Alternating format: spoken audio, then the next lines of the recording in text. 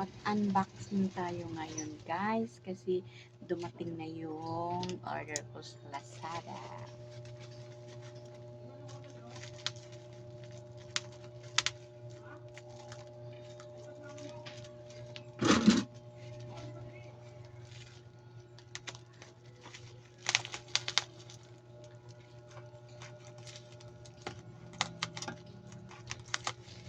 Buy one take one to siya guys.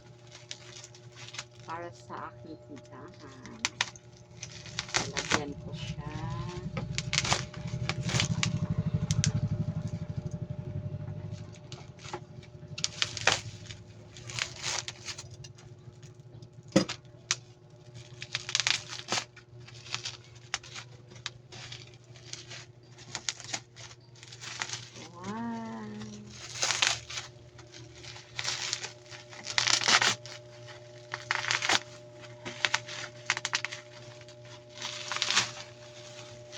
Ayan.